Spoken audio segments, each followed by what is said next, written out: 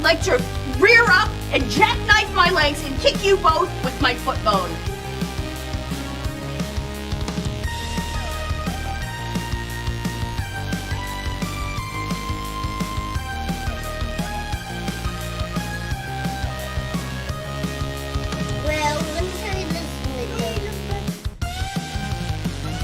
When I vomited in the bed, I just laid in it. I'm not even fucking with you.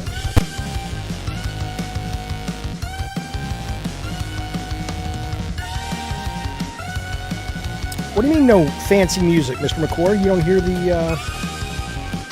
you don't hear the music? Mr. McCord, are you Secretary McCord's husband? That's a great show, fuck you. You're walking in a blizzard? Jesus. Well, I'm glad we're here hanging out with you. Dew says, here's a joke. Why is the ocean so blue? Because there's a bunch of little fishes down there going blue, blue, blue, blue. Yeah, that's, Everybody hates you, and I'm glad your husband died. He probably killed himself. Sorry, dude. This is a terrible joke, but I appreciate your trying. Call back next year.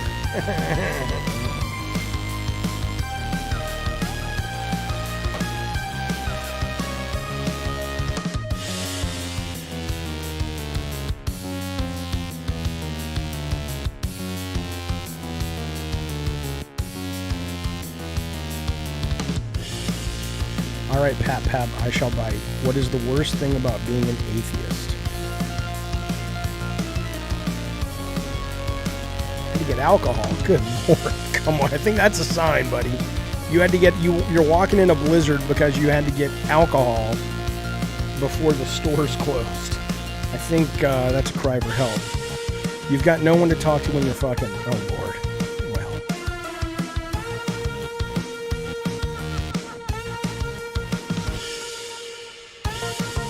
Oh shit, where are you moving across states? All right, let me get the show going. Hang on, I'll see you in a sec.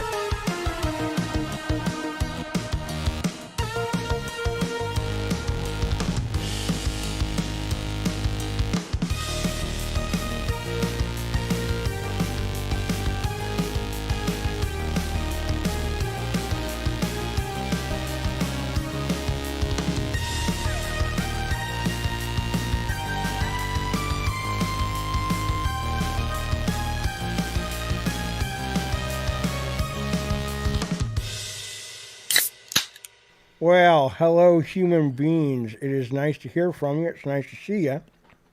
It is I, your Papa Jaffe.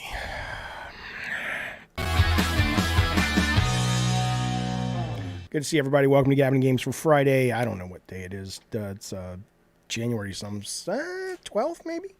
Who knows? Who cares? It's January. You know what I'm telling you? I was telling somebody, I just can't wait till we get the sun staying out longer. I think it's absolutely correct to stream at the end of the day, at least this particular show, because you get to gather all the news up during the day and you get to be as fresh as a daisy.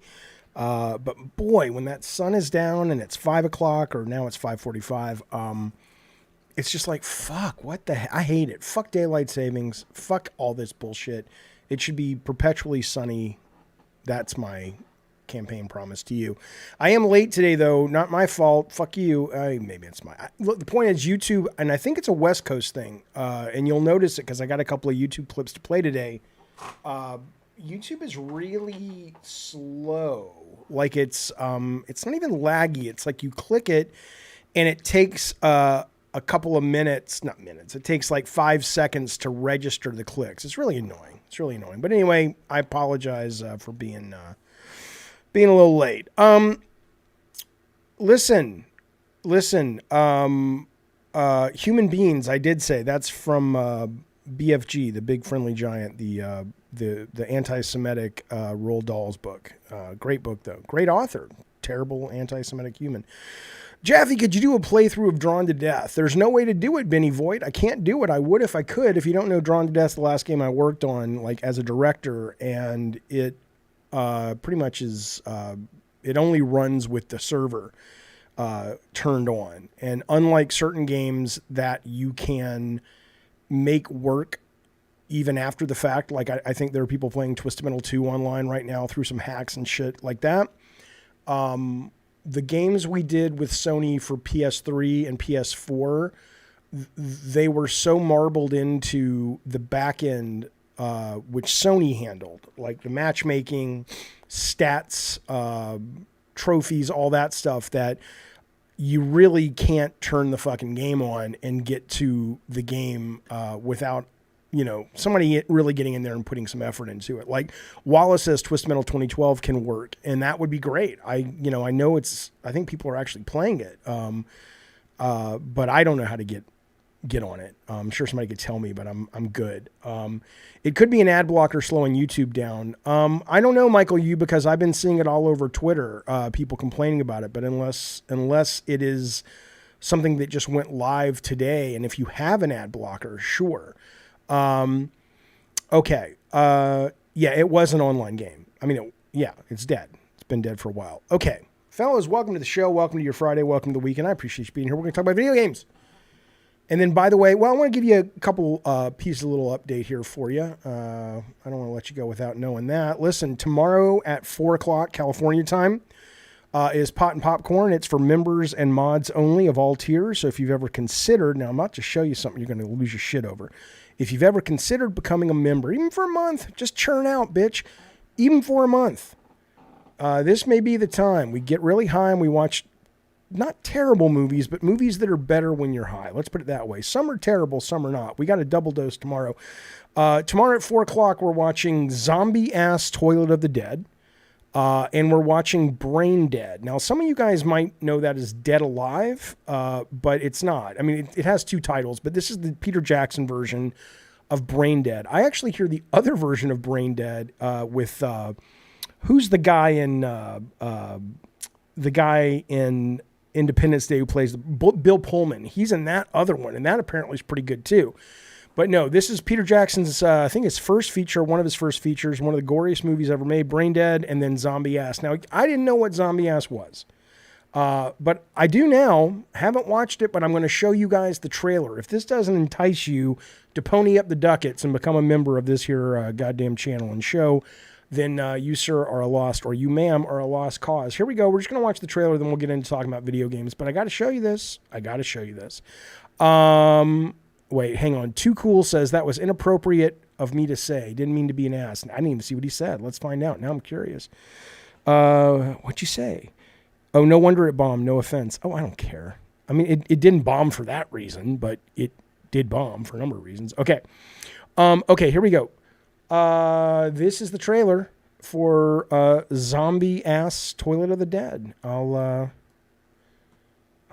pop this open here and make it big. See, like I'm saying, it takes a while for the YouTube to pick up on it. And then I'll shut myself up and we'll watch it. It's only like a minute and a half.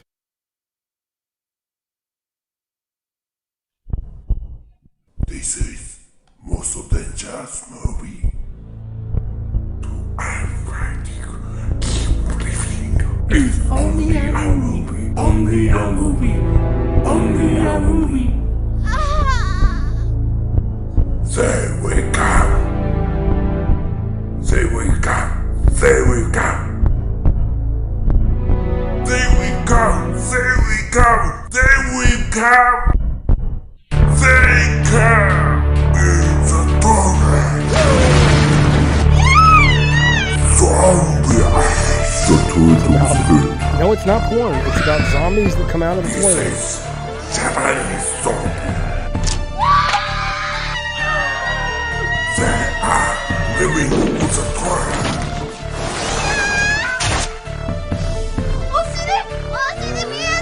They purple. They are danger. Danger. Danger. Danger. Danger. Danger. Danger. Machine gun movie. Now, this, by the way, imagine it now when you're high as shit. And shit zombie, that's his name. Movie. Zombie. Coming go. So that is one of the first Pot and Popcorn. We're watching that one first, then we're going to watch Brain Dead from Peter Jackson. So if you're into such malarkey and shenanigans, highly recommend it. We'll be starting at 4 o'clock. It's the new Resident Evil, says a commie. That's what they should show on Keeley's next Summer Game Fest is that. It's like, oh, here's a trailer for Resident Evil 11 or whatever the fuck it is. Jizza, that's true. I do. I think poop jokes. Look, yeah. I think poop jokes and bathroom humor, as the kids say, it's never gotten old for me. And you know what the funny thing is? I really wish there was a term that everybody used, so there was like shorthand, where you could say this is a person, and maybe there is, and I'm just not thinking of it. This is a person that finds juvenile humor refreshing and funny. But at the same time, they are more than capable of laughing at and understanding much deeper, more interesting conversations. But unfortunately, our society puts the people into a little clump and says, oh, well, if you like the juvenile stuff, you can't be worth anything other than just that. I don't know why I'm going off on this, but the Auburn coach design today. Did Hugh Freeze resign? I know Alabama's coach got out of there. All right. Well, anyway, let's move forward. That's coming up tomorrow night, so stick around if you're interested. Also, tomorrow morning around 10:30. Oh, you can't even see it, can you?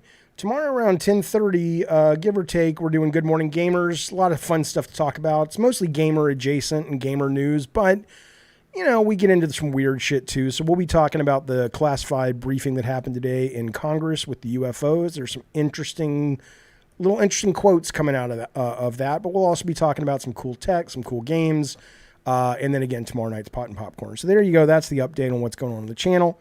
Hopefully we'll see you around for some of those. Okay. Can you still buy your old hats? Says Jizzaloop. You mean these? This thing? The Sweet Tooth hat? Yeah. I believe so. I believe that is for sale on the page, on the merch. There's like 2 merch stores down below in the about. And the other thing I want to tell you, I'm probably only going to have this turned on going forward. I'll try it once today. This is text to speech. So if you want to buy a super chat, or if you're a member and you want to use if you've been a member for 6 months, or 1 month, whatever, there's a couple of different pricing points, and you can have different voices say different things. It'll read it on the chat. I'm going to do that guaranteed every every Good Morning Gamers, because it's kind of more of a chill, fun, shoot the shit show. But I don't know if I'm going to keep it on this show, because I do want to stay more focused on the news, and sometimes it gets distracting. But it's on for today. If you're curious about such malarkey, click the thing down below and figure it out if you want to. All right, my friends, let us begin. Let's talk about what we've been playing, what I've been playing. Let's talk about video games. We will get to Prince Persia. I saw somebody said in the chat, I want to rant about Prince Persia, so we will talk a little bit about that. But first, I want to talk about this game. So I loaded this up. I played maybe about... This is the finals, the free-to-play game. It's on all the systems. There's cross-play. It's interesting. It's a 3v3v3 game. It's been out since, I think, November. I played the beta test, and it was like, oh, that's kind of cool, but I was busy with other shit. But I went back and played a couple of matches in earnest today, and I like it. I actually really like it. I don't know if it's going to become a mainstay for me. The shooting seems a little less satisfying than Call of Duty. Maybe it's because I'm playing crossplay and I should turn that off, because I'm definitely struggling to get that crosshair where it needs to go. Maybe it's just settings, but it is really neat. The 3v3v3 is cool.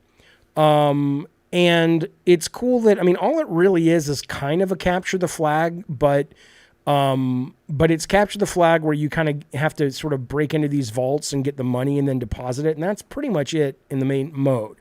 But there's enough really cool mechanics, to stop the other team from depositing or stealing your money. The destructible of the environment is fucking awesome. So I definitely, will be streaming this with some members on the next game night. It's free. It's on pretty much every system. So if you're interested, practice, learn the game, and we'll probably be playing it next week or the week after. I'm not sure when, on a game night. How do I feel about the AI voice acting? Do you mean in the finals or in general? Or do you mean in Prince of Persia? Which are you talking about? Jay Styles, and then I will be more than happy to answer your question. But what's interesting is I didn't love the shooting in this. So I loaded, I had already bought Modern Warfare 3. And I loaded it up and I played a couple matches today, and it was more interesting than annoying because I didn't like it. I loved the last Modern Warfare. As some of you guys know who played with me and watched me play and watch us play, I played the fuck out of it. I adored it. This just feels, there's something that just doesn't feel as good. It feels like it's gone back to, they've taken that knob where you how long it takes to kill someone once you see them has gotten turned down again. So in Modern Warfare 2, the last one, I felt like I actually, I could build a relationship with the enemies I was fighting. I could survive long enough that it wasn't just about, oh, he saw me. This seems like it goes back to the Modern Warfare that was always a turnoff to me. So I don't know. I'm bummed about it because I really did want to continue playing it, but so far, no. I'll give it a couple of more days. I haven't played the single player yet, which I hear isn't great, but that's real disappointing. I'm really bummed about that. So you're talking about the finals, Jay Styles. There's AI voice acting. If you wouldn't have told me, I wouldn't have known. I had no idea anyone in that game was AI. I really don't care. I think people need to. I don't know if I still have it. It's somewhere, but I read an artist the other night on Twitter who's like, dude, I'm a fine artist. Most of the people complaining about this are people who have never actually made art in their lives, and they've never actually, because he's like, it's a tool, man. If you're creative and if you're good, all it is another tool. It doesn't mean that certainly some voice actors that would have gotten hired, for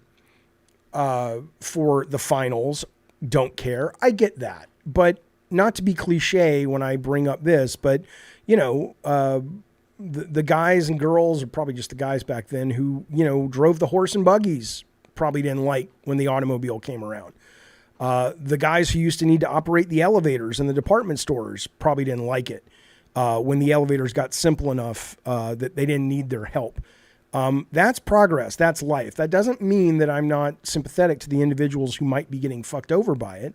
But I mean, imagine if you are a video game developer and you've got this game and you don't know if it's going to sink or swim. You don't, look at all the layoffs. I saw today there was a stat that 2024 by itself, we've already seen, I think 1,400 layoffs in the game business. This is not last year.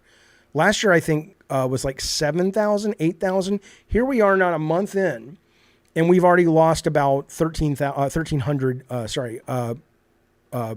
game workers, okay?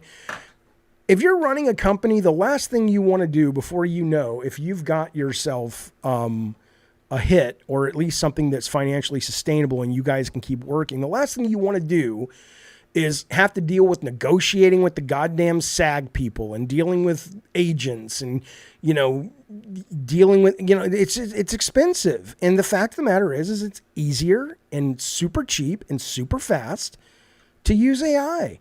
It's just a ridiculous concept. It's like, I'll tell you what, if you're really out there and you're complaining about artificial intelligence in video games, I request and require, that you never purchase anything that was made on an assembly line where robots are there to help you or help the workers or even get rid of the workers, because a lot of what we wear and buy and eat is made by, robots and, not like C-3PO, but you know what I'm saying? So I'm just saying, it doesn't bother me. I think what bothers me is I don't think we have a good plan for society how to deal with the fact as they're going to come for all the jobs. But we'll have no point but to figure it out. or we'll have no option but to figure it out, because somebody's got to be able to, make enough money to buy the shit the robots are making. Some are made by sweatshops, yes. But I'm saying, like, when you go to McDonald's, it's not like, the frozen McNuggets they put in the fryer are being made by, hand.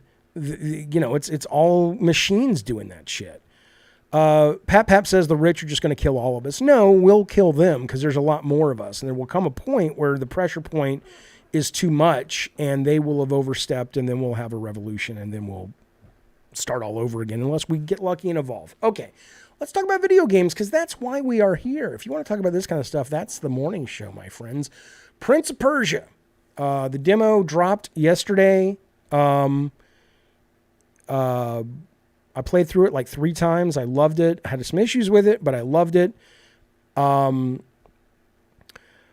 reviews are great. 86 Metacritic, which is pretty fucking great for this game. It's a $50 game on PlayStation. I'll tell you what I plan on doing, because I want to talk about Ubisoft Plus. But the reviews are pretty much great. I'll tell you 2 that kind of stood out to me, though, that annoyed me or I agree with. Game Informer, Game Informer, I think, gets it right. This is their quote. They gave it a 95. They said, "The Lost Crown makes it hard to put the controller down, constantly urging players to follow its path just a little further." I agree, and I just played the demo.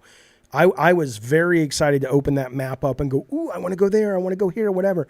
Following its persistent pull to explore more of Mount Calf is easy, though, thanks to how good it feels to do it. Between first-rate platforming and engaging combat and progression. I would agree with almost all of that. Almost all of that. This is obnoxious. This is... I don't care. I'm 52. I'm a fucking old man in this world of video games. Fine. Fuck you. I was there at the beginning. Go eat your shit. Okay? But I get really tired of journalists, I don't want to use the journalists, people who write for websites about video games. How about that? Who have no sense of their history. You think Roger Ebert, when he was reviewing and critiquing movies, was like the last thing he saw was, the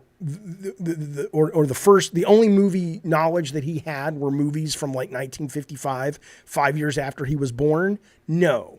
The guy had seen everything. He had seen, going all the way back to the silent movies and Battleship Potemkin and Birth of a Nation and the fucking Great Train Robbery. That's what a fucking critic of art does. Listen to this guy. Now, I'm not saying this guy didn't know what he's talking about, but the way he writes, he doesn't know what he's talking about. Listen to this. He says, Prince of Persia: The Lost Crown is an exceptional entry into the Metroidvania genre. I agree. What started out as an inventive spin on the time-bending franchise became a masterclass, shut up with that word, in 2D combat and traversal. Now, he may be talking about the specific history of this game, but it sounds like what he's talking about is when he calls it a time-bending franchise, it's almost as if he hasn't experienced Prince of Persia except starting with the Sands of Time. And I'm like, dude, this game originally, for its time, was a, quote, masterclass in 2D combat and traversal. The whole reason it was so exciting back then was we had not played a game like it. Because you had all these traps and platforming, and it was mixed with melee combat, and not a lot of people had done that. It's certainly not at the quality Prince of Persia did it. I'm not a hipster. I'm too old to be a hipster. I'm just being an angry old man. But fuck you, though. You guys don't, it's the generation. It's the generation of kids. Everybody gets a trophy, I imagine. You don't demand more from the people who create your shit, whether it's a game writer or whatever.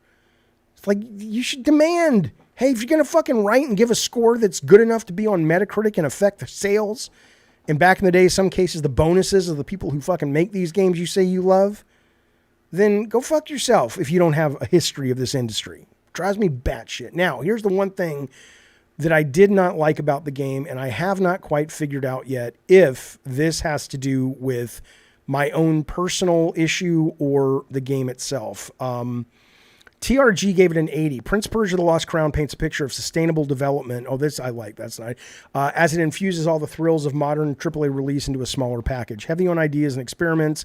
This is top notch. Yeah, I don't think just because it's so great, it's going to, the gamers who are only going to buy AAA over-the-shoulder 3D games, they're not going to touch this. But hopefully there's enough people that they can make a really good profit on this. And it can kind of urge these developers to start going, oh, okay, maybe there is, enough gold in the hills to not totally abandon this shit. Although Ubisoft, to their credit, I don't like a lot of what they've done in the last 10 years, but to their credit, they do seem to they experiment more than the average third-party publisher, which I think is great. But the one thing that I did find problematic, and I think I highlighted it, but there was only one thing I saw complaining about small frustrations regarding the platforming. And I don't know, some of you guys have played it, and I am very curious if you experienced this. So it felt to me like it was laggy, not the whole game, but and I think this was intentional because it kind of harkens back to the old school Prince of Persia's. But when I would take the controller and push left, there was a little bit of a delay. It almost felt like you were playing on kind of not great streaming. And then when he would run and I would let go of the stick, he had to kind of finish up that animation frame. It almost felt like the animation took priority over the instant controllability. And in a game like this, where the platforming is very pixel perfect, but it's not easy at parts, but it's not punishing yet. That seems unforgivable that we haven't seen a lot of people beaten up on it in reviews about that, but maybe it's just my controller. I don't fucking know. So I got to get a new controller anyway. I'm going to try it and see if it's just me, but anybody who played it, I am very curious if you guys found the same thing. Or are you like, no, it was totally butter. It just instantly moved. I had great air control. I could stop on a dime. That's not what I found, but let me know in the chat. Before we move on, I want to tell you something. I'll get to, we got call-in waiting room if you want to talk, put yourself in the Discord. Rez Vanny, I'll bring you in just a second. So listen, somebody in the chat was saying, $50 is still a lot of money. It is. And so maybe I'll wait for a sale. What I will tell you about that is really kind of the main topic of at least the thumbnail, which is Ubisoft Plus. I have been waiting for January, February, because I just, we talked about this when I was playing the game last night, but when you actually look at what you get for Ubisoft Plus. I know some of you guys are out there and you want to buy your games. I appreciate it. I don't give a fuck about that. I just want the experiences and then I move on. What's great about these is you get the additions that unlock the game early. So this is going to cost you about $16 a month, $15 a month. There you go. It only works on PC or streaming on Luna or Xbox. I don't believe for some reason it's on PlayStation. Maybe it is at one of the higher tiers. I don't know. But you basically can play. There's not a lot I want to play, but right now, if you look at Ubisoft's deal, Skull and Bones, which is, depending on who you ask, kind of hit or miss. In terms of the press that's actually played it, I've actually heard some people say it's surprisingly decent. Obviously, Prince of Persia, I'm excited for. Avatar, I don't expect to play more than 3 hours, but I hear the first handful of hours are genuinely good, and then it gets samey and boring. And it looks great. Mirage, Assassin's Creed Mirage, people have said is really, really good. And then, of course, the Crew Motorfest. I may break down and buy this fucking game because Crew Motorfest is the shit. It is excellent.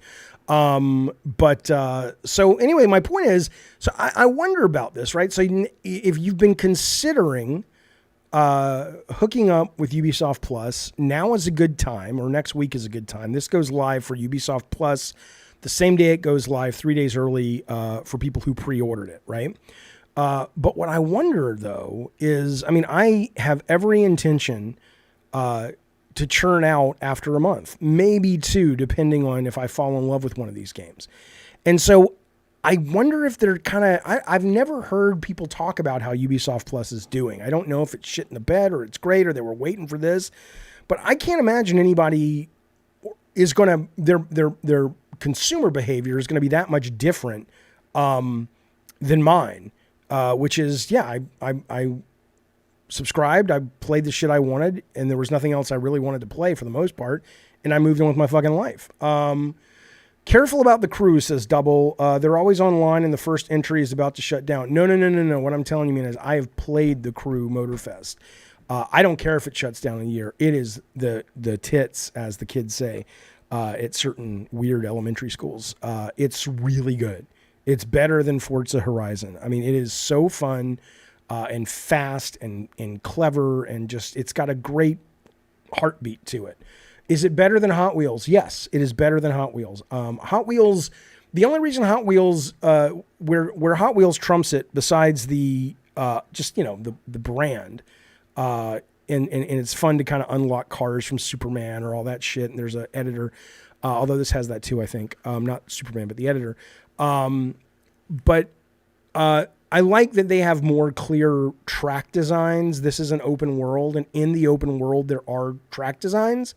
But it doesn't feel as definitively handcrafted. But no, this is the shit. It's great. And I do think it's better than Hot Wheels. I mean, obviously it's subjective. Eric in the chat doesn't agree, but your mileage will vary, but and I loved Hot Wheels, at least the first one. I haven't played the new one.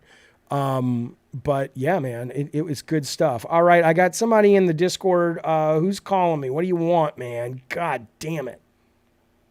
Hello. Hey man, what's up? You alright? Not bad. How are you doing? I'm doing great. What do you want to talk about? I want to talk about Prince of Persia. Okay. So, what did you think? Did you play the demo? Yes, I did play the demo. Okay. And also, just to start with, I am Iranian, so like current Persia, and I have a lot of problem with the game. The fact that they did not spend even 1 man hour to actually go and have a look at the material and have a look at the music. Whoa, hang on. What material are you talking about?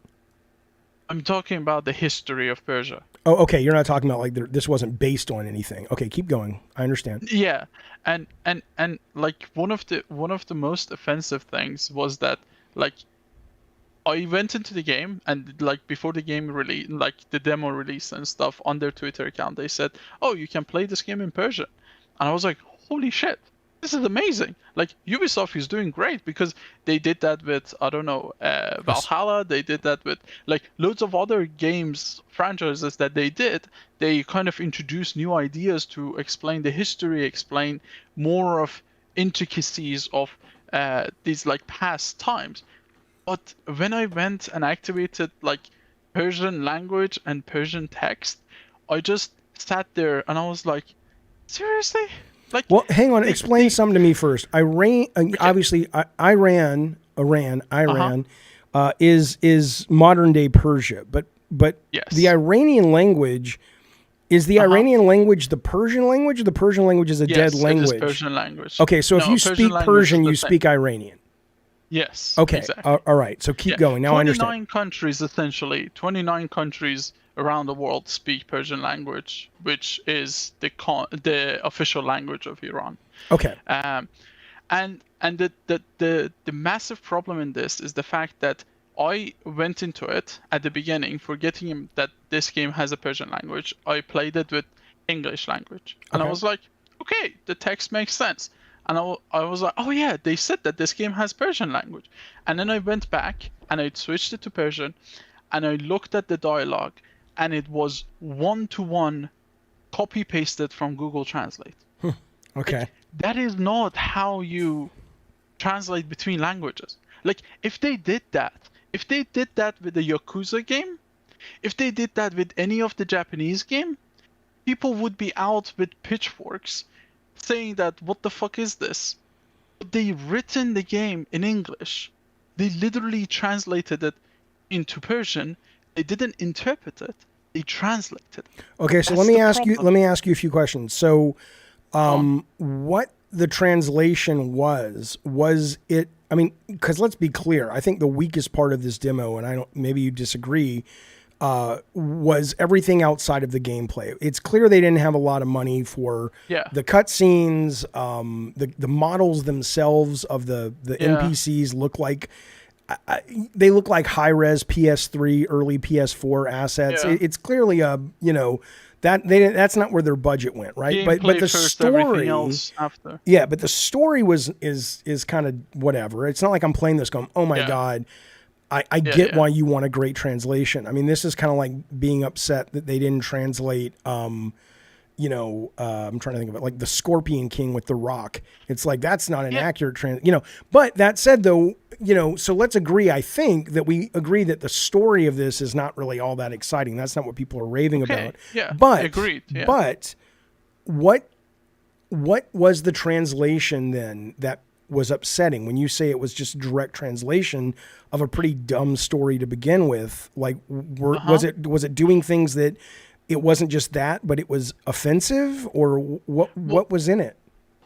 Well, here's how I'm gonna explain. Like, Persian language is not like kind of European languages or any other like languages. It's its own category. It's called Indo-Iranian languages, which their structure of a sentence, their structure of a sounds is very different to a European language. So one of the offensive part of it was where Sargon said, well, we only have one way to figure it out in English. And the direct translation, literally, they said in Persian that باید ببینیم چی میشه آخرش. And that is not a sentence. But what does that mean? What is that literally if you translate it back to English? It literally means in English that we have one way to figure it out. Like, that is the direct translation word by word into Persian. However, if you go and like literally take 3,000 years worth of text from Persian culture and look through it and search through it, that sentence has never been said in history, because that sentence doesn't make sense. Why doesn't it make sense? Why doesn't saying there's only one way to... If I went to Iran and I said, we can't decide where to eat, and I'm like, let's roll a die, let's flip a coin because there's only one way to figure it out. That sentence wouldn't work. No, it wouldn't, because you wouldn't form it that way. You wouldn't like structure the like verb and the adjective. Okay. So the concept works. You're just saying that the way the words themselves are linked, it's almost like misunderstanding where words go. Like sometimes, like in Spanish, sometimes or all the time, I don't know, but like a lot of times the adjective will go in a very different place than it goes in English. Exactly. Okay. Yeah. Okay. And it's exactly the same way with Persian. Like, it's not like our language doesn't have a long history to say that, oh, they didn't know like enough material. They didn't have enough material. Okay, so here's the question. Would you rather them have not done it at all if they were going to do it this sloppy? I would say not having it and saying that we didn't have the budget. We were very constrained. We are sorry, but we couldn't add a Persian language to it. It would be less offensive than having a Persian language that has been like literally siphoned through a Google Translate. Again, like the example I made is that if they literally took a Yakuza game, they wrote the entire story in English, then they ran it through a Google Translate, and then they like released it with that. Let me ask you this then. So there are people in the chat right now. Because it kind of is this complaint is kind of a cousin to when people talk about representation in games, and a bunch of people in the gaming online community will poo-poo that, and they'll just be like, oh, that doesn't matter. It's forced diversity, blah, blah, blah, blah, blah. Whether you're talking about, black folks, Muslim folks, the Persian language, women, whatever. And I always say, as a straight, white, cis guy, I've been represented my whole life in media. So I'm not the person to tell you if this is forced or not. I just know that there are people out there that tell me they appreciate and they like being reflected and being referenced in the art that they consume. So it sounds like you would agree with that, right? I mean, it's like you want to see your culture. No? Like, actually, that's the thing. Like, I am kind of very like against that idea. Okay. I don't really care. Like, I'm like treat me like a human being. I don't really care for you to put me in every media and represent me, quote unquote. Look, no. Okay, so so this bothers you because if you're gonna do it right, but don't butcher it. Yeah. Okay, that's the thing. That's I'm like, fair. if you're gonna do it, just do it correctly. Now, it may or may not surprise you to learn or bother you more that and I don't know this. I may have met Jordan Mercher, the guy who made that in Karateka once. My guess is the only reason it's Persia is it started with them going, oh, let's do like, Arabian Night stuff. And then it's like, ooh, Prince of Persia. That has alliteration. Okay, he's from Persia. I don't think anybody was like making Prince of Persia 1 and going, I really want to make a game that's reflective of what it means to be a warrior at the time period this game is set. I think they just liked that it was Prince of Persia. I mean, that's fair enough. And I'm like, yeah, it's fine. Like, do whatever you want. Right. But now that this has been put into your like hands and it's like told you, hey, here's a game, here's the name, go and make a game around it. Either don't represent it at all, or if you're representing it, at least have the decency to just spend a little bit more time into actually getting an interpreter to interpret this story rather than Google Translate. Right, I understand. That's all I'm saying. Like, all right. Like that is the only thing that bothers me, and I'm like, yeah, it was awful. I experienced it, and I immediately was like, yeah, nah, I'm not gonna sit down and. Have you heard anyone else really complaining about this, or are you kind of like a tiny minority? You haven't heard anyone else complain?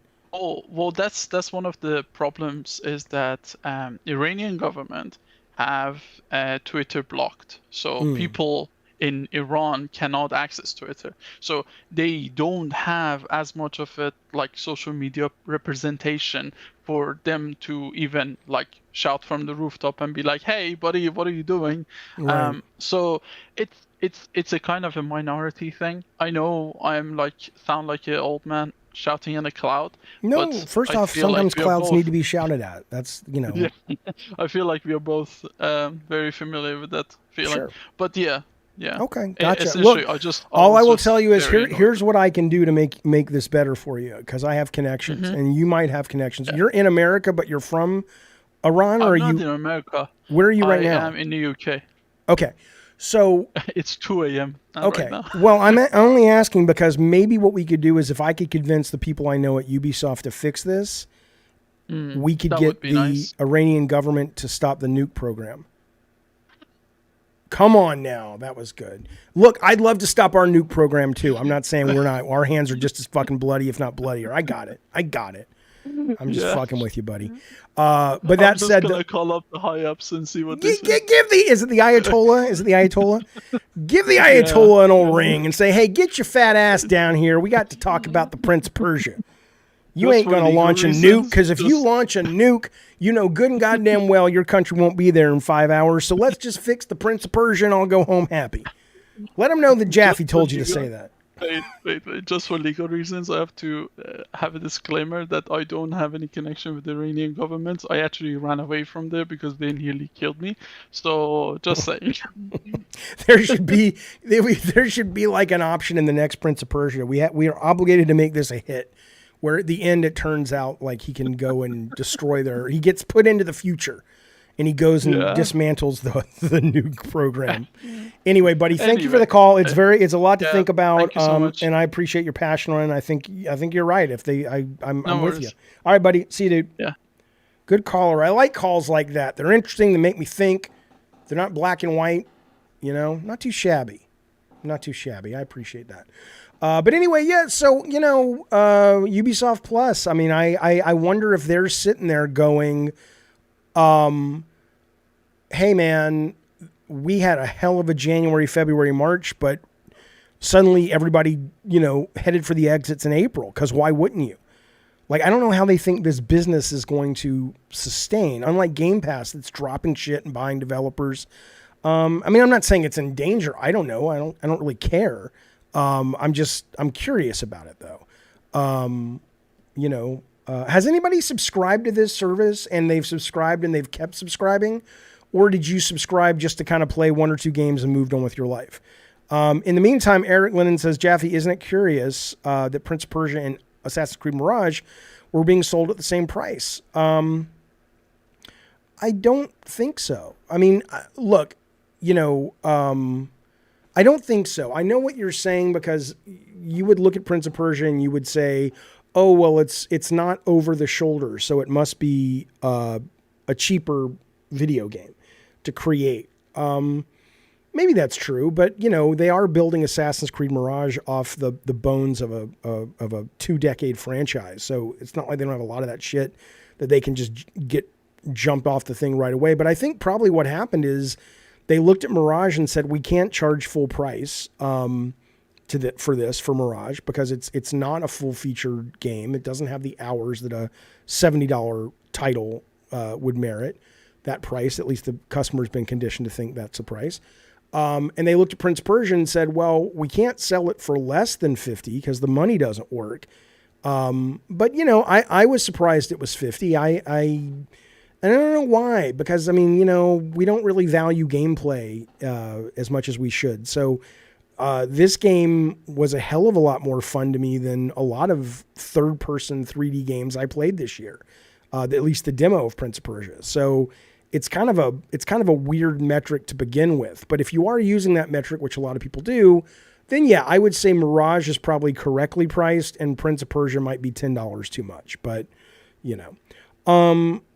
Ubisoft has become such a sterile and boring company, says One Winged Angel. I mean, for the most part, you're right, but it's probably because they're following the money. I love that they did something like Mirage. I love that they did something like Prince of Persia. But you're absolutely right. For the most part, for the last decade, they have become a pretty fucking vanilla company. But that said, the games sell like fucking boatloads, man. Fucking boatloads, right? I mean, I know Valhalla was their best-selling Assassin's Creed ever. You out of your mind? But it did. It fucking did. Okay, Understanding says, I subbed Ubisoft Plus a few weeks ago. What was the thing that motivated you to subscribe? What was the reason? And then beyond that, how long do you plan on staying on that? Yeah, people shouldn't sleep on AC Chronicles series. They're pretty solid 2.5 platformers. That's right. We were talking about these last night. These are the ones that are set like in China, and there's one in Russia. And I do want to play those when I'm subbed to the service, because I hear they're good. I don't imagine they're as good as the new Prince of Persia. But yeah, there's one in India. There's one in Russia. There's just one called Chronicles. I thought there was one in China, but maybe not. How can I ask when I'm banned from the chat? You're not banned from the chat. I see you. Are they selling buttloads? Yeah. Well, yeah, they're already on PS Plus. I'm not getting Ubisoft Plus for those games, but because I have it, I may as well play them, because I don't plan on keeping it for that long. Are they selling buttloads? Yeah. So look, AC Valhalla sales. If you just look at AC Valhalla becomes highest earning Assassin's Creed, and this was 2 years ago. It's topped $1 billion in revenue. So seems like a buttload to me. Why is gaming so boring right now, says Addy Pie. It's not. Here's the reason you think it's boring, because you're probably only playing AAA games on console. And that's a real mistake if you love games. If you don't love games, yeah, can't help you. But if you love actual games, this is the richest time in the history of this medium. There is so much interesting stuff happening in VR and AA and indie games. I can't relate to what you're saying. I did a show last Saturday. I'll do it again this weekend, called Games for Gamers, which is more games that a lot of people may not notice, but they are really interesting and unique and good. And I defy you to play a bunch of those kind of games. I think maybe what I'll do is make a Steam list for people, because that's mostly where I get it, but it's also on PlayStation, Xbox. To play those games, even something like Dave the Diver, which isn't like the world's most original game, but it is a really interesting mashup of an adventure game, a diner dash kind of game, a strategy sim light game, and it actually just works. So I don't agree with your assessment. I haven't played Asgard's Wrath 2, but I hear it's great. Okay. Dredge as well. That's right. Understanding says, I subscribed to Ubisoft Plus for Mirage, AC Mirage, Avatar, and the hope Prince of Persia would drop day 1, which it is. In fact, it's dropping day -3. I'll stay subbed until I finish those games. Plus, I wanted the skate park. There you go. Okay. Yeah. I mean, I'm very, very curious if it sticks around. Okay. RE Remake was $30 on PSN, so I'm finally getting around to that, says One Winged Angel. RE Remake is awesome. I don't think it's as good as Resident Evil 2 Remake, but it's fucking awesome. All right. Let us move on down the road. This is, whatever. I can't. Indiana Jones has lost the ability to disappoint me. It's happened too many times. But they say this guy seems to think he has found the official title of Bethesda's Indiana Jones game. Which I'm excited. We'll be streaming it Thursday. They are going to show over 10 minutes of gameplay and a trailer, talk about the game, the story. Looking forward to it. But he thinks it's called Indiana Jones and the Great Circle. Even though I went to the domain, nothing happened there. Indiana Jones, thegreatcircle.com was registered with that title. But my guess would be that maybe they registered a handful of titles. I think Indiana Jones and the Great Circle is a terrible name, but I also think that Indiana Jones, the Dial of Destiny is a terrible fucking name. Kingdom of the Crystal Skull is a terrible fucking name. I remember that viral video, was it Nicole Kidman? It was Nicole Kidman and Ewan McGregor. And one of them, I think it was Nicole Kidman, came up to him and said,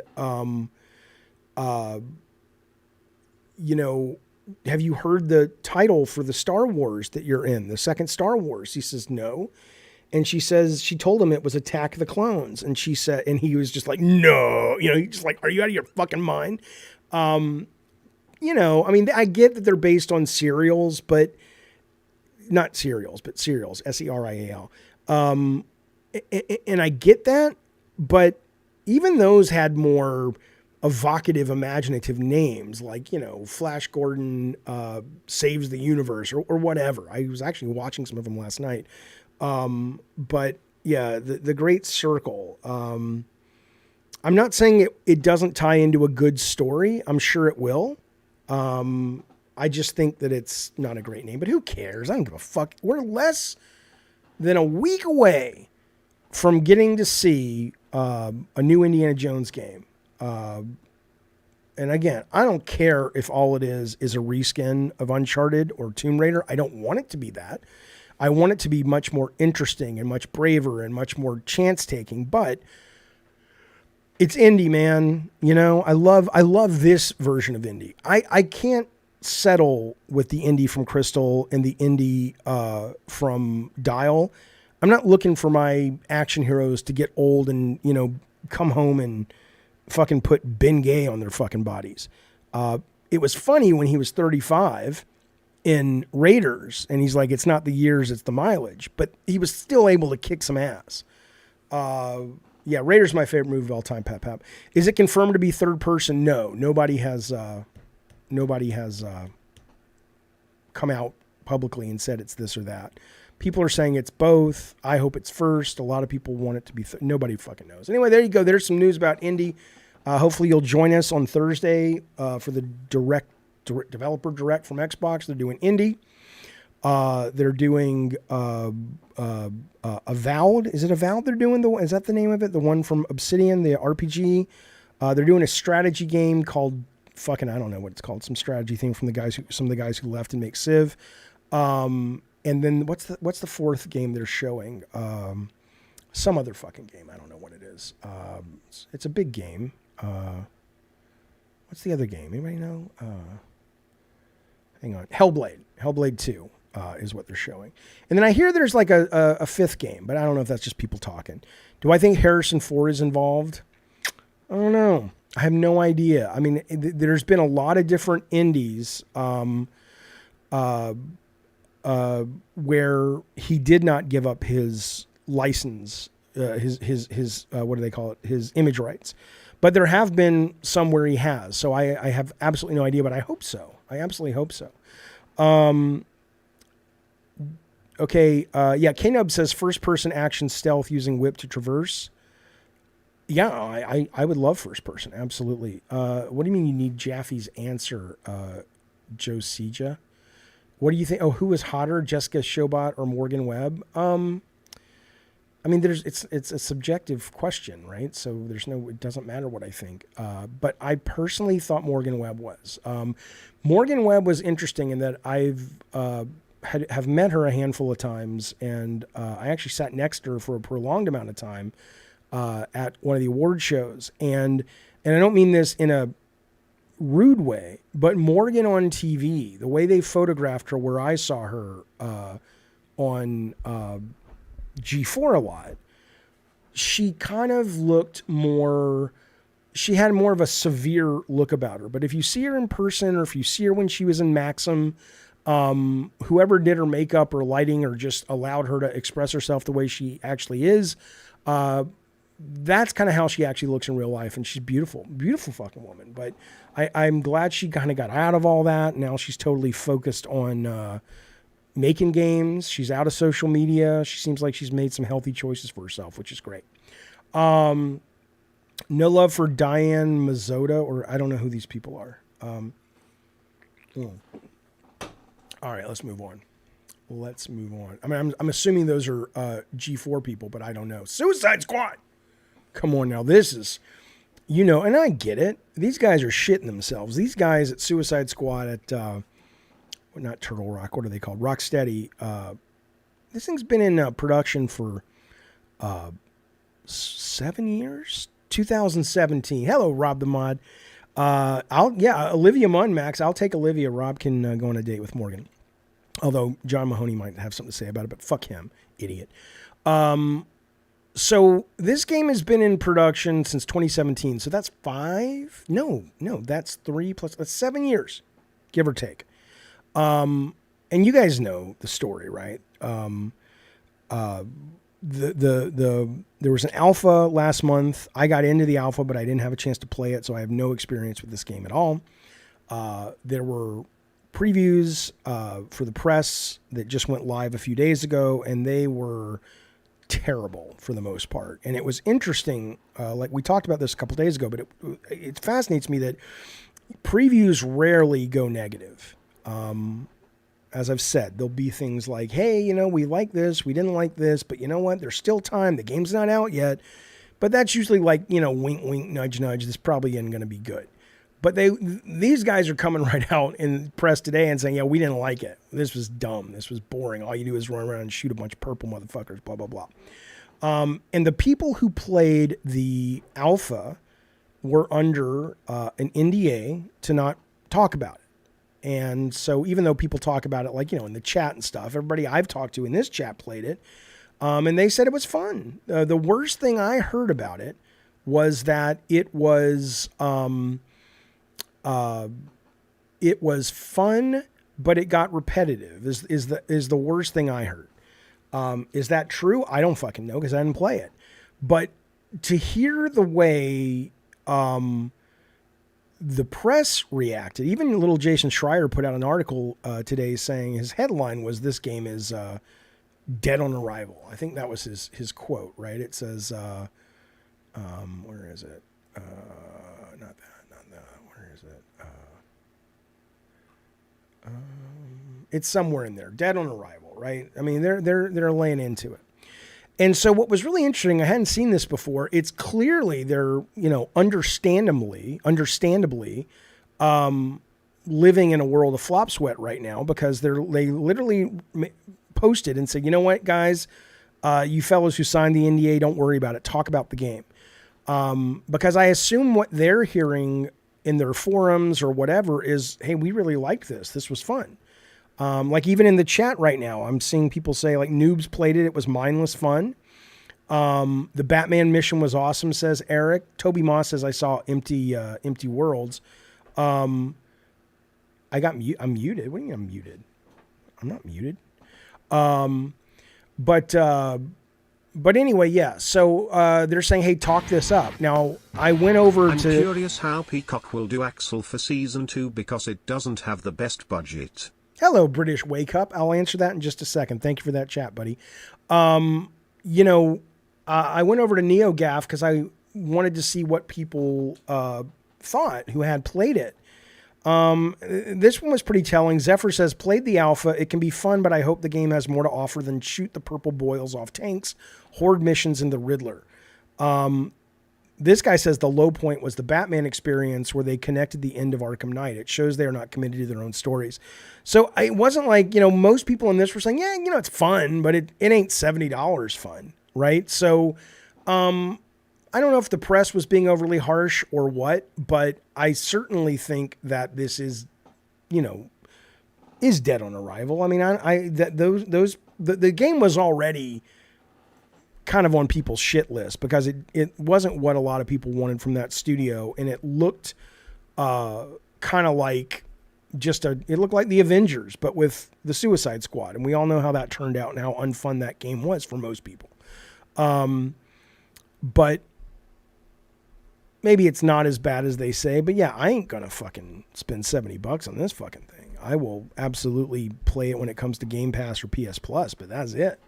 And they even today started releasing a bunch of information about their DLC plans. Like it's like, oh, we're bringing Arkham, and you can play in Gotham, and I think they're just trying to go, and I get it. I absolutely get it. I get, there's one of two things going on. It's either the team knows it's a dog, but they're like, look, it's our job. We got to sell the fucking thing. Or they're like, dude, no, we really believe in this fucking game. And it's the press gave it a shit deal, and please just at least come in with an open mind, because people who are playing it are not saying what the press is saying.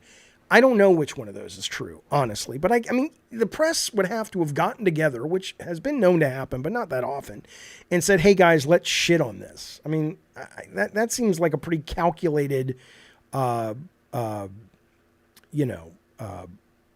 activity. It's harder. It's easier to believe the game simply isn't that good, but we'll see. Understanding says, I'm tired of games having roadmaps and it's not out yet. I think that's done because there is a group of gamers clearly who want to know, what am I getting for my $70? What am I getting for my pre-order? I don't think it's hubris. I think they're like, look, we're building this as a service-based game, and whatnot. Magnum says, Jaffe, how do devs feel when a game they work on is shit on? I mean, I can only speak for myself. I hate it because, everything I got to work on at Sony, for Sony and with Sony, I was privileged that I got to make, other than the very final game, and I don't mean Drawn to Death, I got to make exactly what I wanted. So every game that I got to work on with the teams felt like one of my kids. And so when somebody talks bad about your family and something you love, it's hurtful. It doesn't mean they don't have a right to. I think the thing that always bothered me was when it was clear they weren't really giving it a fair shake. I think Drawn to Death was not the world's best game, but it was really fucking a hell of a lot more interesting than it was given credit for. So that bugged me. But yeah, I imagine most other devs, depending on what they did on the game, feel the same. Okay, listen, we got this super chat from Wake Up. Thank you, buddy. He says, I'm curious how Peacock will do AXEL for season 2 because it doesn't have the best budget. Well, I know the first season they struggled with the budget. Like, I can't tell you certain things, but let's just say that people involved were like, there wasn't a lot of faith in that show for certain people. And I think Peacock didn't really think it was going to do anything. I think now that they've renewed it, it's clearly a show that has enough love to be renewed. I'm sure the budget's higher. But as to how they do AXEL, I don't even know if that's a budget issue these days, as it is. The problem, they said, there was one interview in Entertainment Weekly where the showrunner was talking about AXEL. It wasn't a money thing. He's like, conceptually, the idea of AXEL, and even to an extent, Mr. Grimm, he's like, we have to figure out how to express these very over-the-top, could only work in a video game or comic book characters in a real world where we've already laid real world roots down. But to his credit, he's like, look, we're going to give these characters the same fan support and fan service that we gave all the other characters, right? So I had faith in them at the beginning. I had faith in them after I saw season 1, which I very much enjoyed. And so I think they'll do great. Okay.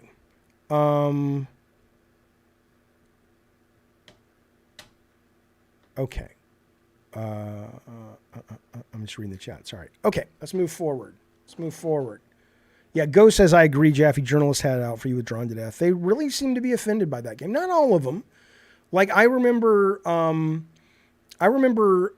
think it was Polygon. There were a couple of reviews that were negative, but I appreciated those reviews. I think the one at Polygon was by a guy named Owen Good. I just remember it because he gave it like a 5 or a 4, but he got it. It was clear he played it. It was clear he understood what it was trying to do.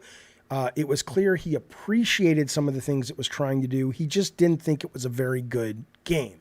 And I'm like, okay, I didn't have a problem with that. Would I have loved him to loved it and it had been his game of the year? Of course. But that just felt like a professional, hey, I'm reviewing your game. There was the guy for IGN, man. This guy left video games, and him and I got into a Twitter beef after he left, and he left video games, but he was a freelancer. And I should go back and find the tweet unless he's deleted his account where he was, I asked him about it or something, and he was just a total dick. He's like, I don't remember. It was something along the lines of, I said something to him like, you were just trying to get attention, or you didn't really play it or whatever. And he said something like, oh, so fucking what? Maybe I did, whatever. I'm out. Fuck this business. And I'm like, okay, well, for a time that was my business, and you had a responsibility to not, no one was reading the review because they were curious about your prose stylings, you dick. Okay. Oh, fuck you, Darth Nugget. Look, I still stand by that. He says, if I was on Twitter back in the day, I would have gotten in a beef with Jaffe over that ridiculous DC-themed prom photo. I stand totally by that. You guys in the chat, let me know if you want to talk about it. I'll bring it up. Let's move on. Yeah, they're out there pressing the flesh, though. Rocksteady did a AMA on their Discord, I think, today. And they said there's going to be free roam, and they're just trying to make it sound really exciting, and maybe it is. It's like you'll have side missions, enemies patrolling the city, iconic Metropolis landmarks, hidden and not so hidden Easter eggs. So even, once you carry out your mission, there's this big open world aspect to the game. It's not just mission. So, I'm super interested in that, but again, it feels very damage control-y at this point, is what I would say. All right. They're not human enemies, though. They're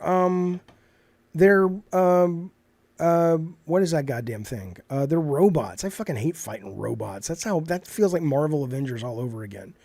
Dan Rickard. I don't even know who that is. I know he's a giant bomb guy, but, fuck him. I don't know. I don't know anything about him, really. Okay. Well, Vitaphone says a great big dead open world. It might be. I don't know. I got to show you this comparison. I don't know. You guys may have seen this. What was the first big open world? Was it Arkham that they did? What was the open world? Yeah, I hate purple fucking... They're not just blobs, though. They're purple brainiac enemies. what was it? Arkham City comparison open world suicide.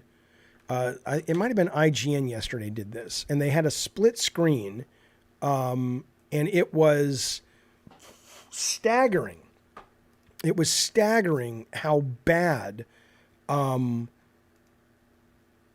Suicide Squad looked compared. I'm hoping somebody saw it or knows where to get it. I had it saved, but I don't know where I put it. But it was like, I mean, it you know, and I mean, Arkham City was more dense. You know, they probably could put up walls and shit, but more often. But you know, it wasn't Gotham Knights versus no. Twitter. Let's see if it's on Twitter. Let me go to all. Okay, let me just see. It was from. Oh, here you go. Here you go. Is this it? Maybe. I don't know, but you can find it. I'll find it. I'll post it in the Discord. But it really is like, holy shit, that doesn't look good. I don't know. Maybe it was Arkham Knight. I don't fucking know. Oh, maybe it was Arkham Knight. All right, let me just try one more time, then we're going to move on. I want to talk about Last of Us. Arkham Knight. I get them all mixed up. What was the first one? The one where he goes into the prison. Here we go. That's the game HUD. Okay, this is the HUD, but I don't want the HUD. I want the maybe this guy has that one too. I want the comparison, baby. No, I don't know. I don't know where it is. Anyway, it's crazy. Okay, let's talk about The Last of Us. I had this thought, and I'm not saying that one side is right or wrong. I don't fucking know, but it's weird to me, right? So we talked about the other day. We talked about I don't know her name yet. Kate. Somebody, great actress, seen her in a bunch of stuff. She's playing Abby. Now, I get that Abby, most people see Abby and think she's unattractive. I mean, if you remember Abby at the start when they introduce her, when she's walking around with her dad, she's just like a nice looking, normal young lady, whatever. But certainly this is what most people think of when they see Abby and they don't like it, blah, blah, blah. So they're like, the first thing was an awareness of going, well, that's kind of interesting that you've got a very attractive woman playing somebody in a game that clearly a lot of the audience, or at least a vocal minority, I don't know, has said they don't find her attractive at all. Okay, fine. A little weird, but it's like, well, yeah, Hollywood might have a better sensibility of that balance between, yeah, we don't want to be a bunch of inclusive assholes, but we also know that there are financial incentives to hiring people that are objectively, for most people, attractive. That doesn't make sense. Subjectively attractive for a lot of people. Let's say that. Well, then today or yesterday when they announced, it's the same fucking thing. If you look at Dina is, I mean, there's nothing wrong with the way Dina looks. She's a normal, average looking girl. A lot of people are like, oh, her nose is really big. Well, she has a big nose.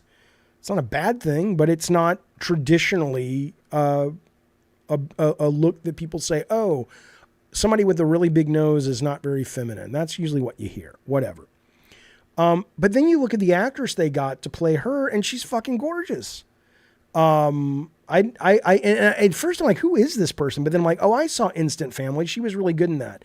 And I guess she's in Madam Web. And then I'm like, oh shit, she was the new Megan Fox in the Transformers, I guess, is who she was. So I get she's Jewish, but first off, all Jews don't have big noses, and even if they do, there are good-looking Jewish folks. I wish New Gao had Gary God executions plus wasn't Amavi. Spaces, my friend. I'll get to those chats in a second. But yeah, I just kind of go, is that something? And I don't have any evidence. It just seems interesting to me that Hollywood seems totally fine going, we want to cast to the character, of course, but we also want to make sure that we are hiring people that will get other people to watch the show. And I just think that's, something to think about. Something interesting. Right? I mean, nobody's going to look at this woman and say, oh, she's a not attractive lady. Come on now. Right. Gal Gadot is Jewish. Gal Gadot is a beautiful woman.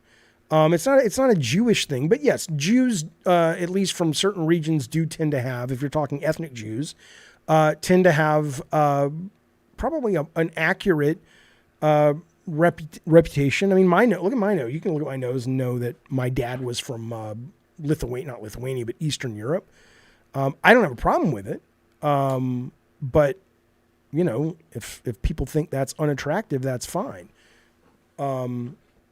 But anyway, so the point is I just wonder why Hollywood seems to do this and the game industry seems not to. I think, and I don't know this, I have no evidence of this at all. I think this character model was probably intentionally designed to not be appealing. What do they call it? The navel gaze. She doesn't exist to be attractive. She's just normal looking lady, and she's one of the stars of the show. This lady, I'm not saying they're going to doll her up for the role, but I don't think they're going to hide her beauty. That's all I'm saying. I think it's interesting, right? I mean, Pedro Pascal's a good looking man. Bella Ramsey is cute. I certainly think people could look at her and go, she's not conventionally attractive, but she's cute. They did, Eric. You're right. They did make Ellie less attractive, though. It's interesting.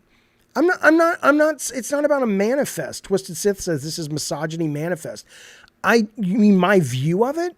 I'm just offering up an observation. I like diversity in games. I like the fact that, there are lots of people represented, but, it still points to a interesting trend, especially when you compare it to Hollywood.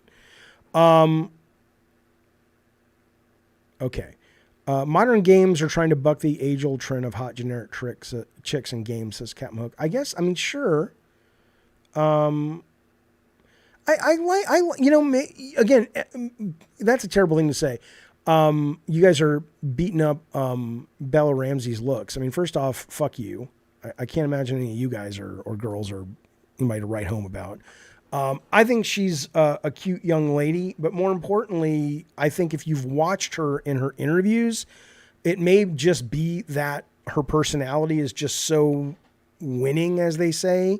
She's a really appealing human. And I like her. I think she's cool. But yeah, I would agree with you that out of this woman, and this woman, she's the least, conventionally attractive. You guys are so mean to say a girl is ugly. They are. People are, they feel safe online, but a lot of people are dicks. A lot of people are just mean-spirited pricks. Listen. Well, again, so Fonzie says, honestly, I do not see any reason people in a post-apocalyptic show need to be good looking. I understand, but it's a business, right? It's not a documentary. It is a business, and you're not actually going to live in a post-apocalyptic world. You are watching a show that is supposed to be appealing and attractive enough for you to want to watch it, even if that grunge is attractive, or it's attractive, but it's been grunged up. So again, I think Hollywood has it more right in terms of the business level. I think video games sometimes get it right and sometimes they go too far. They went for the Keira Knightley lookalike. You mean this woman? But But again, I think you have to. Yes, I'm sure somebody finds everybody attractive. I mean, people are idiots. People put too much value on that. Jaffe, Hollywood loves to rape your childhood. No, then I just watch other things. You guys act like you have a gun to your head and you're forced to like and watch things. If there's something I don't want to watch, I don't watch it. All right, let's move forward, shall we, before I get cranky.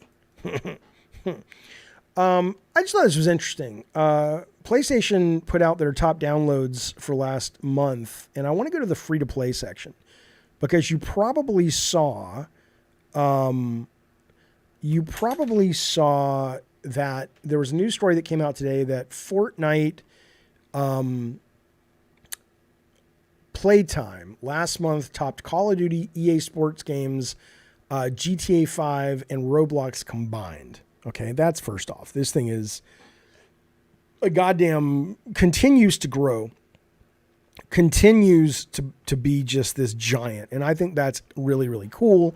I talked to my son last night. He was playing it with his buddies, and I said, well, what were you playing on Fortnite? And he says, well, I played the new Lego Minecraft thing, but then we also went to the create mode and just played a bunch of games that other people had made, right? It is absolutely very just all-consuming for the people who like it. And I think that's just real interesting. I mean, it's more time than the Madden games, more time than GTA 5. I mean, think about that. Think about that and think about why a lot of the industry's changing and a lot of you hardcore gamers don't recognize it for what you grew up with, right? Oh, Rob, I would love to. A Fortnite game soon? Yeah. But what I really thought was interesting, though, that they did on the free-to-play list on PlayStation, though, was Fortnite, the individual games are now being broken up, right? So Rocket Racing, which is really good from the Rocket League guys, that's actually its own game, even though you own Fortnite or you download Fortnite and you play it in the Fortnite metaverse or whatever you want to call it. But that's its own ranking. Fortnite Battle Royale is its own ranking. Lego Fortnite is its own, and then Fortnite in general. So it appears 4 fucking times. It's kind of amazing. It's kind of amazing. Eventually every game will be on Fortnite, says Levi. That and Roblox or something like it. Sony could have had this with Dreams. Not exactly, but to an extent. To an extent. Rocket Racing might fail. I mean, what does that even mean? I mean, it's really fun. I don't know if it'll, become, I mean, let's put it this way. When's the last time you saw a straight up arcade racing game in the top 10 of anything? But it may be off the charts next week or next month, just because it was the first month, There is not an inevitable loss of interest coming, so, Cosmic. I disagree with you. I disagree with Eric. Fortnite will crumble soon. First off, Fortnite has been a phenomenon since 2014 or 15. I mean, we're going on a decade, and it's bigger than it's ever been, okay? But that's not the point. The point is that Fortnite and Roblox are not games anymore. I mean, this is not anything new to say, but they're not games anymore. They are destinations on your computer like a website, and you go there and you find your friends and you play new games that crop up every fucking day. And they're getting better and better now that people can build them with Unreal 5 Create. So I think if, again, anything can fail. I'm not saying Fortnite is unstoppable. Just like I don't think Call of Duty is unstoppable. But if you're saying that Fortnite is close to crumbling, I think that just shows that you don't really know what's going on at Fortnite, and you probably think of Fortnite like it was the first few years. You're like, oh, it's Ninja and the Battle Royale thing, and it's the stupid dances and all that shit. That's not what I mean, that's still there, but there's a hell of a lot more. Let me get some super chats. First off, I want to say thank you goddamn very, very much. We got Hakami earlier in the show. He gifted 5 goddamn memberships. Think about that. Think about the generosity of this motherfucker. I gotta give him props. Hang on. This goes out to you, sir. When I vomited in the bed, I just laid in it. I'm not even fucking with you. I did do that, actually. I had vertigo, and I was so ill and I did not want to move a muscle. So I threw up on my pillow, and I didn't put my head directly in the puke, but I threw up on the pillow, and I just kind of barely scooted it to the side, and I just slept next to it. I did not care. Hakami, thank you for the subs. I appreciate it, buddy. Jaffe, old dog. Oh. Swab my deck, you scalawag. Nice. Hey, I'll get to that in a second. Here's the lucky recipients of Hakami's generosity. One Winged Angel. No, sorry, that's wrong. But he's a good dude too. Fonzie Lopez, Uncensored Maverick, Dr. Dinglenut, Capon 5150, and Good Sir Adam were all gifted a membership. Thank you for that generosity, Hakami. It's very, very nice. Everybody give Hakami a pickle tickle and tell him your sexual fantasy. I'm sure he'd appreciate it. Thanks, buddy. Maximum 2.0 drops in to say, I wish new God of War had gory God executions, plus wasn't a movie. Ah, gotcha. Thank you for the super chat. You know, I know, I hear you, but I also know that the new God of Wars sell better than the old God of Wars by a country mile.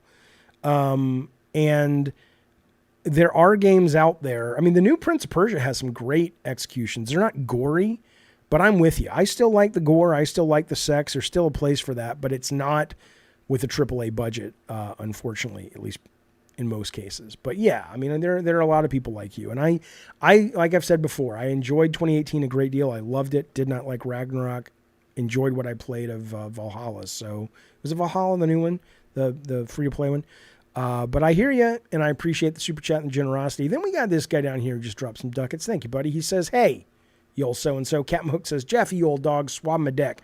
Listen, bitch, you see they canceled, speaking of swabbing the deck, they canceled two things I really like watching. Our Flag Means Death. Captain Hook makes me sad, make you sad. And they also canceled The Good Doctor. Listen to why they canceled The Good Doctor, though. We're going to get back to games, I promise. But listen to why they canceled the goddamn Good Doctor. They said it was the top show of that night. Great demographic. Number one show for the demographic. And people were like, well, why are you killing it after 6 seasons? And apparently a lot of it has to do with the fact that the more successful a show is, understandably, the more the people ask for money.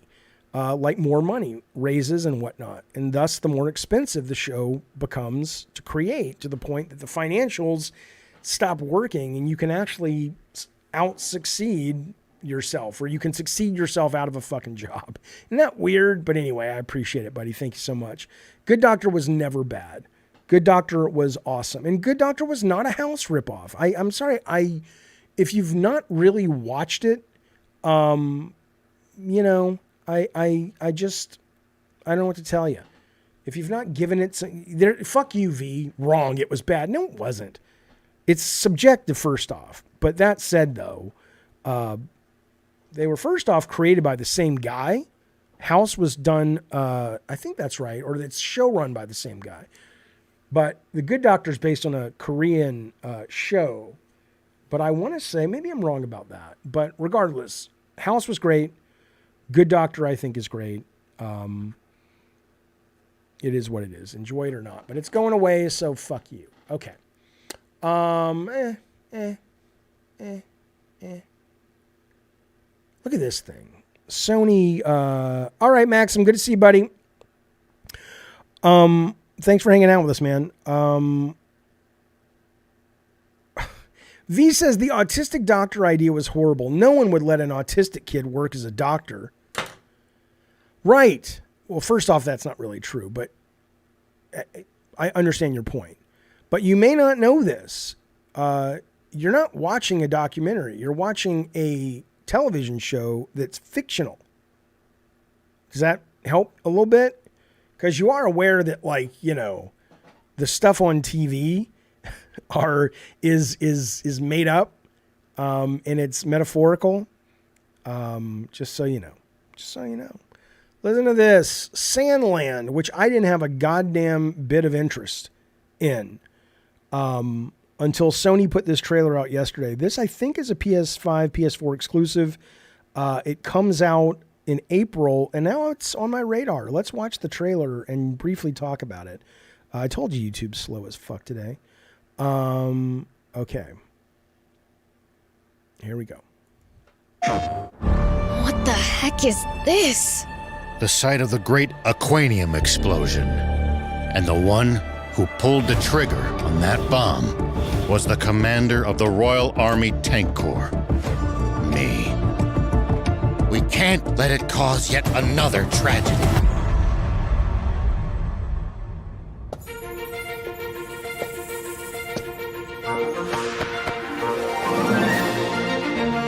I'm Anne. I happen to be an ace mechanic. Are you guys It's looking not for the Dragon Ball legendary art spring? style. It's If done by Aquanium is that involved, guy. this is a It's national him. emergency. It's his work. It's his It's manga. getting dangerous and fun. A spectacle indeed. Magnificent. The sheer scale of it makes you feel like less than nothing in comparison.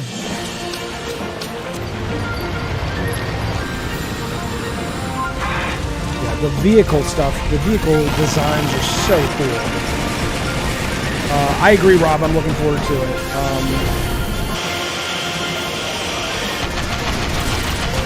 The guys who made Tobal #1 made this?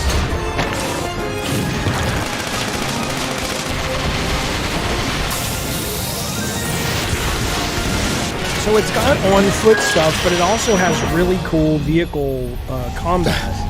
That Not like light. not like Twisted Metal That's combat, Aquanium. but you know, Stand back, everyone. like look at all the I'll different take him out it's myself. wheels, Say tanks, there no end mechs, to the secrets he was keeping from his own army? One of the nasty relics of that foolish war. I seriously don't Is it, I don't understand think it's humor. multiplayer, is it, or it is? I don't know.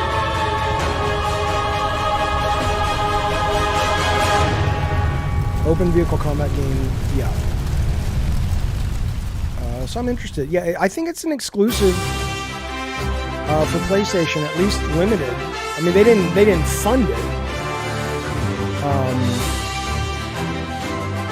But yeah, there you go. Pause, damn it. YouTube is that's cool. That's a cool figure. Are you sure? Let me look that up. Blue Dragon was underrated. He did that. Okay. I don't know why I thought this was not on everything, but okay. All right, cool. Regardless, though, yeah. Is it multiplayer, though, or is it single player? Do you guys know?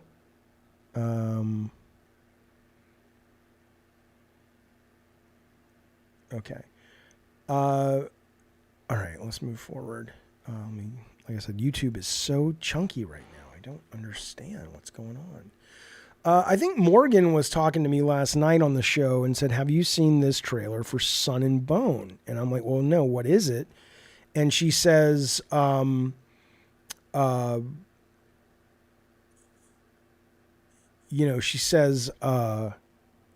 not Morgan Webb. She says, oh, it's like dinosaur shooting and shit. This is the exclusive. I'm sorry. This is the exclusive. Sun and Bone. You're right. Do I have ad block on? The new update made ruin YouTube if you have it on. Oh, maybe. Let's see. Always allow ads on PlayStation? I'm not on PlayStation. I'm on... let's just say once and see what happens. But anyway, this is from the developer that made this, so I'm not really all that interesting. There's a Freudian slip. I'm so uninteresting.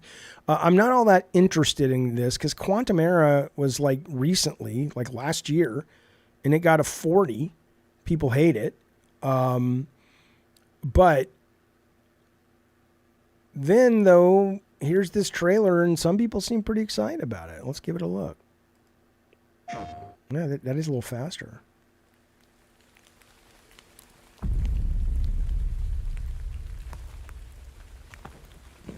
This isn't their first game. Quantum was their first game.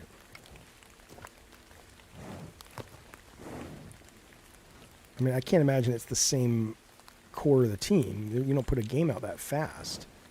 Unless you do, and this is it. I don't fucking know.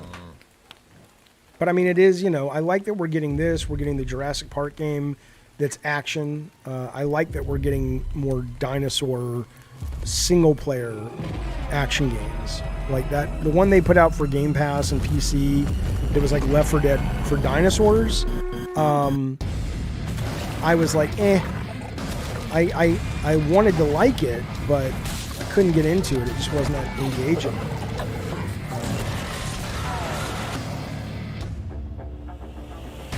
It's a good trailer, though. I mean, it looks like a good solid B game. Kind of like Serious Sam with dinosaurs. I'm in. But I don't know if it's that good, though. Oh, well, there was Exoprimal Fonzie from Capcom. But then there was the other one where you kind of drop down to a planet, and there was like dinosaurs that you and your teammates fought. It wasn't Exoprimal. It was something else. But I forget what it was. Yeah, I'm in. I mean, unless it gets terrible reviews. But it looks fun for what it is. But maybe not. Yeah, I know. I agree, Cosmic. I wish good trailers meant good games. Second Extinction. That sounds right. Okay. Let's see what else I want to show you guys. Okay. I want to show you something, and I know I get it. I don't care. I'm not going to make excuses. I think it's interesting. I don't know if it's ever going to work. I'm not a big fan of esports at all. I mean, I don't have a problem with them, but I've never, every now and then I'll watch Evo, or every now and then I'll watch a shooter I'm playing just to see how other people play it well and stuff. But this is interesting, and you can get this in VR, but I just got the 2D version. This is called Vertex Stadium. And I just want to show it to you because it's a really neat idea. I'm going to run it on Steam in the 2D mode. And I just want to show you this. I just think it's neat. It's a neat idea. Will it catch on? I don't fucking know. But I want to show it to you. Let me change my screen here.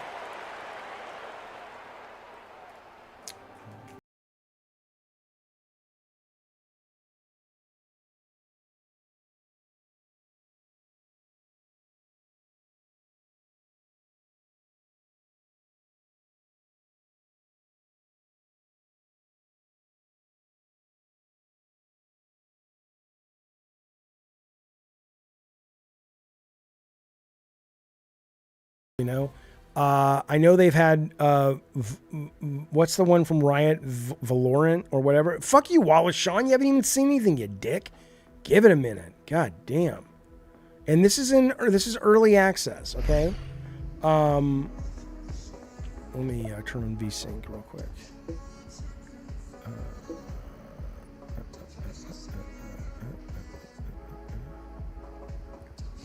VSync is on. Okay. Valorant, right. So, it's got all the stuff that a metaverse wants to have. It's like, oh, we've got a shop and a bar, and you can hang out before the thing. There's an arcade to play games, whatever. But this is the cool thing. I just think this is really, really neat. It's early. It needs...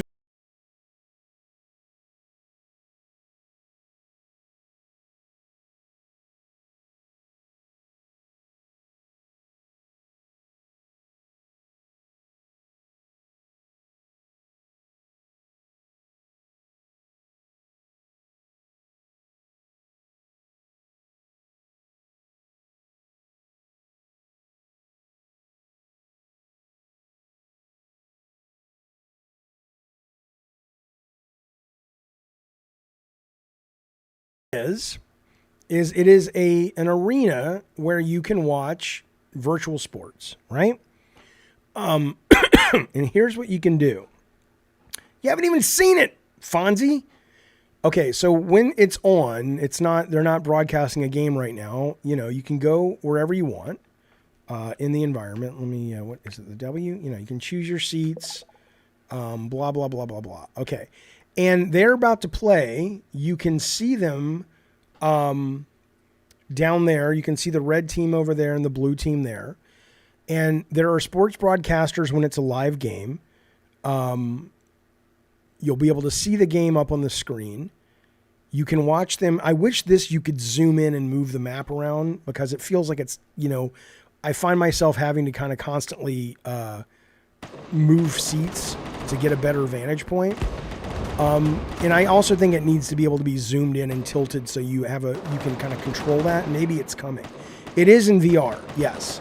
But then you can also just go down into the map if you want.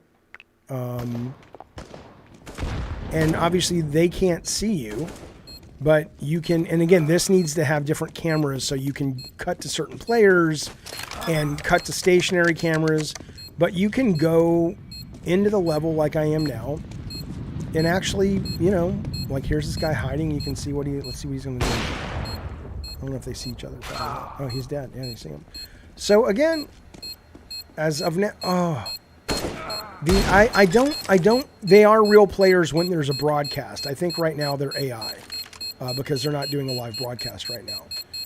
And it's early. And I want to say something to some of you guys in the chat. I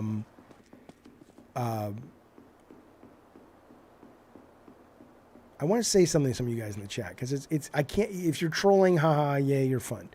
If you're not though, fix your shit. Fix your shit. As of now, says Major, this is lame. I see the potential though. This is hot trash, says Yagode.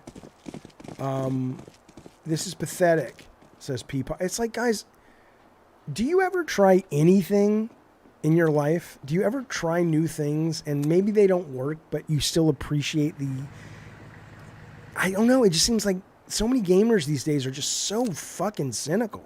This is a cool fucking idea. And you don't have to like it. I don't like esports. I don't play esports.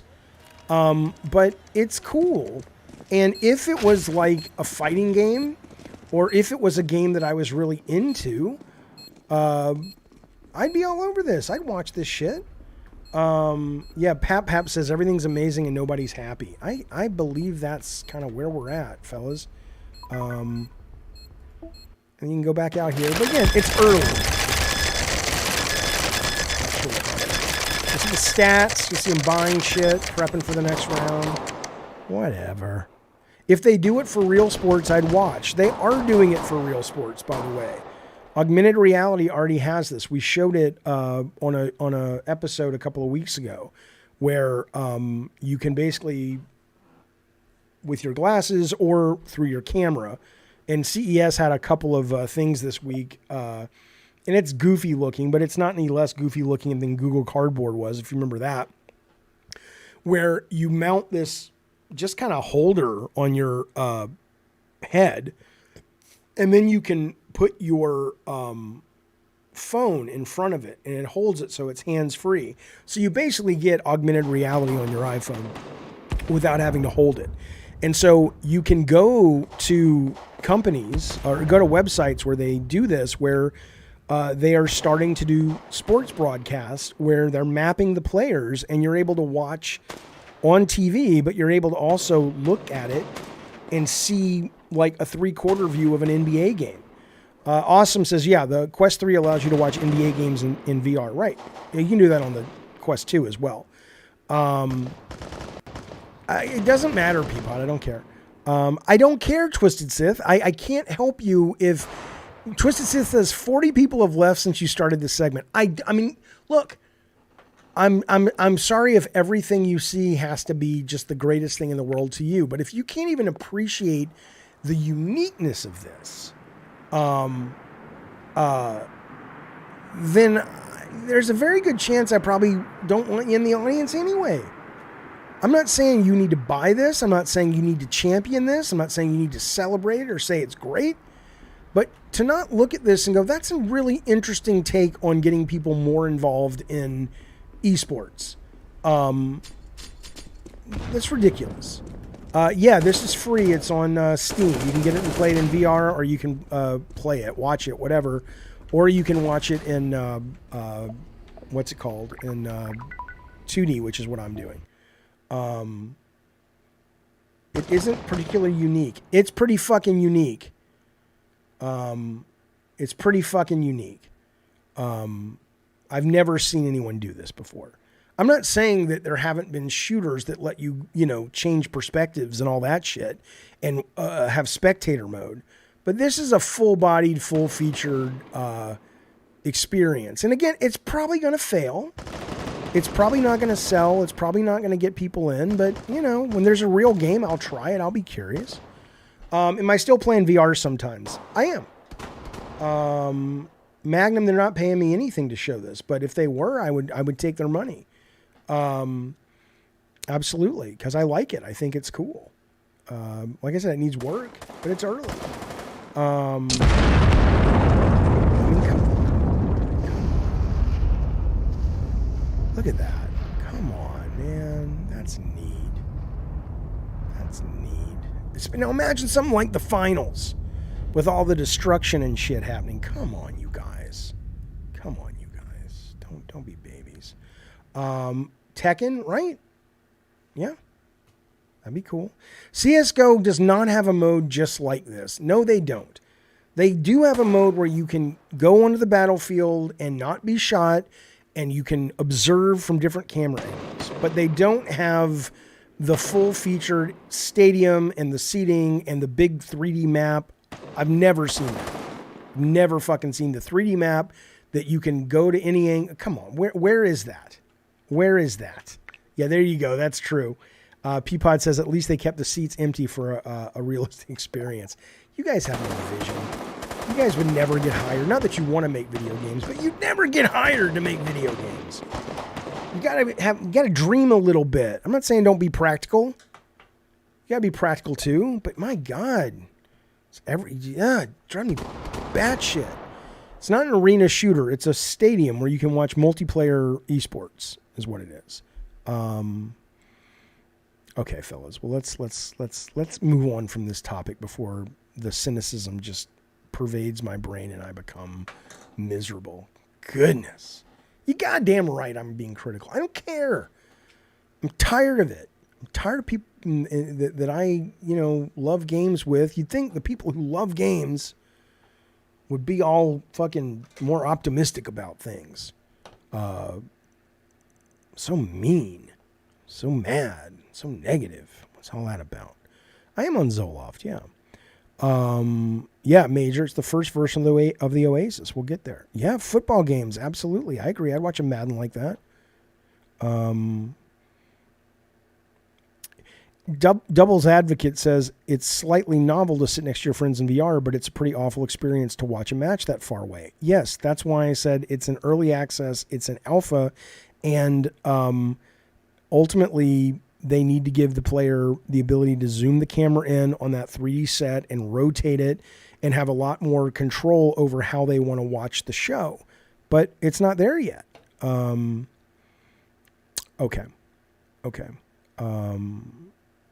There you go, Phil. Speaking of the show, that's the show. That's Gabbin' and Games for... I'm